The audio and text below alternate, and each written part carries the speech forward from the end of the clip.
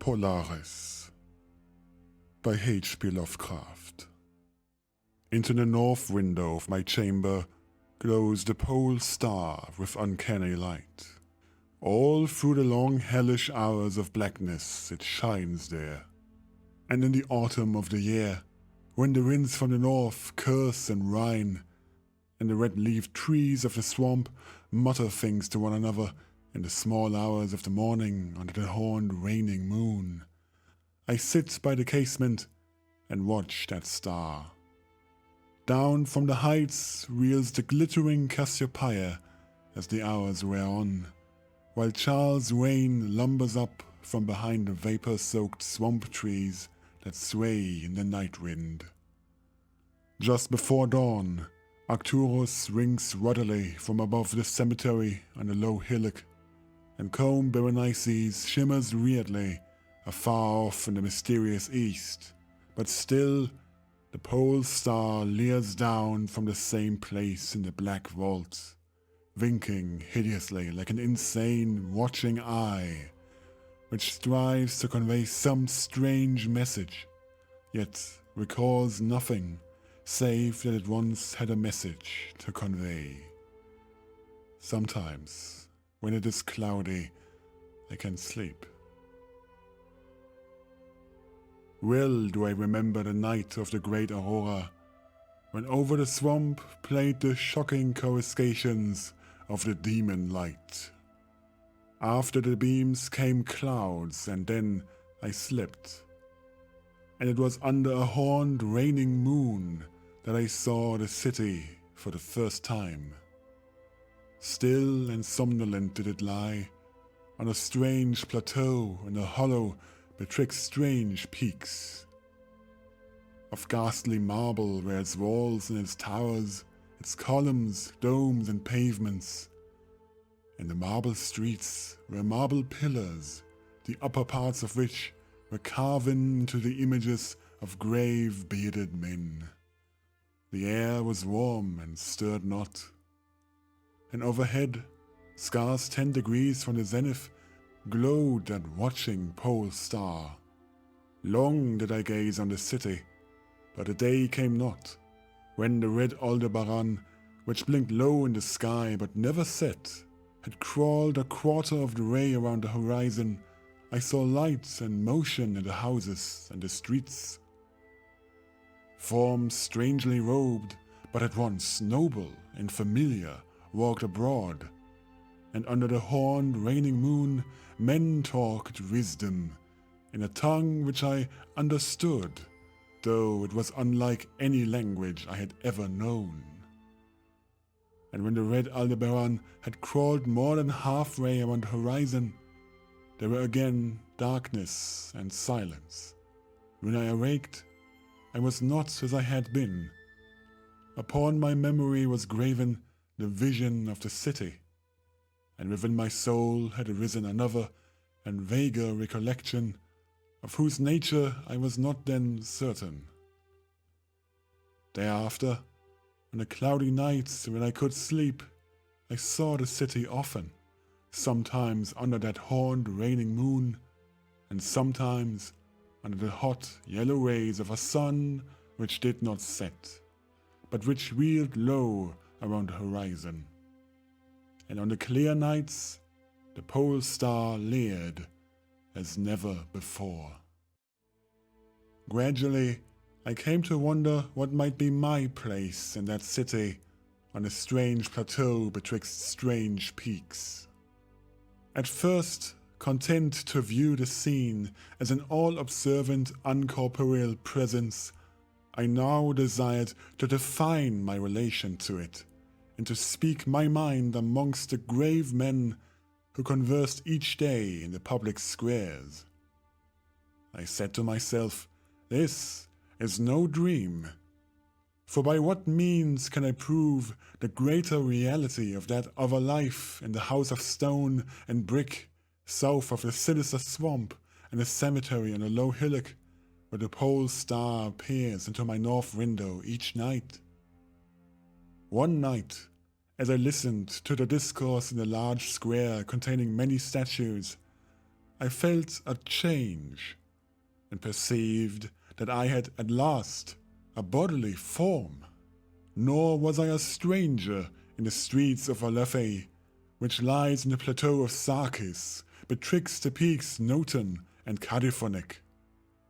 It was my friend Alos who spoke, and his speech was one that pleased my soul, for it was the speech of a true man and patriot. That night had the news come of Daikos' fall, and of the advance of the Inotos, squat, hellish, yellow fiends who, 5 years ago, had appeared out of the unknown west.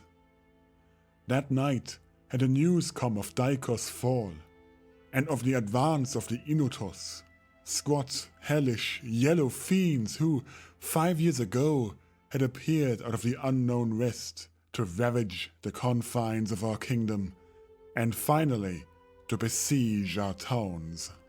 Having taken the fortified places at the foot of the mountains, their way now lay open to the plateau, unless every citizen could resist with the strength of 10 men. For the squat creatures were mighty in the arts of war, and knew not the scruples of honor which held back our tall, grey-eyed men of Lomar from ruthless conquest. Alos, my friend, was commander of all the forces on the plateau, and in him lay the last hope of our country.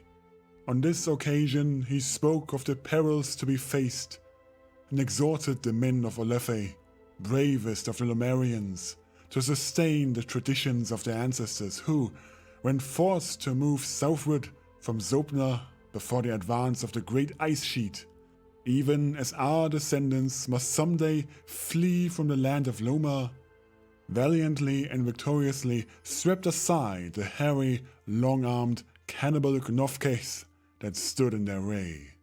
To me, Alos denied a warrior's part, for I was feeble and given to strange faintings when subjected to stress and hardships. But my eyes were the keenest in the city, despite the long hours I gave each day to the study of the narcotic manuscripts and the wisdom of the Zopnarian fathers. So my friend, desiring not to doom me to inaction, rewarded me with that duty which was second to nothing in importance. To the watchtower of Tepten he sent me, there to serve as the eyes of our army.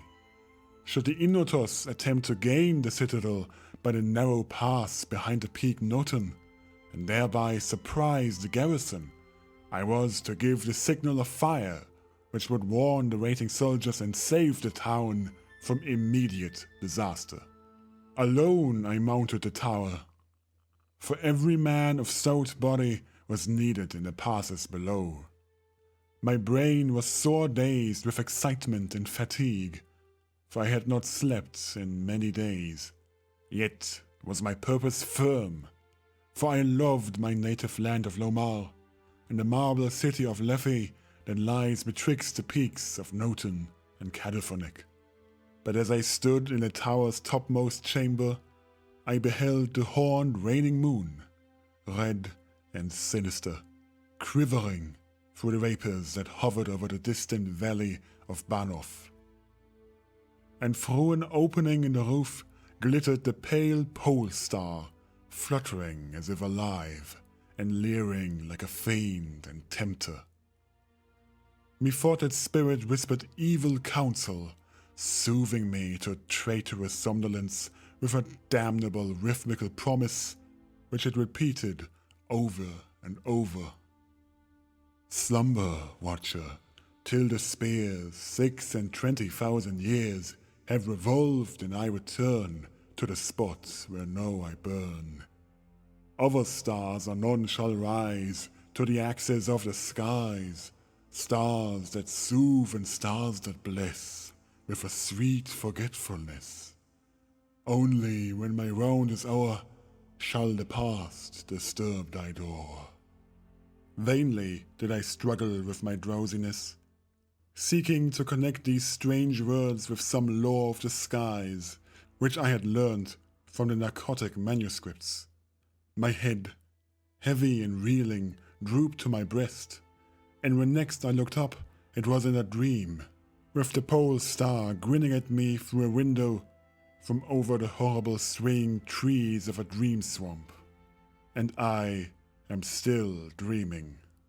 In my shame and despair, I sometimes scream frantically, begging the dream creatures around me to waken me ere the Inotors steal up the pass behind the peak Noton and take the citadel by surprise.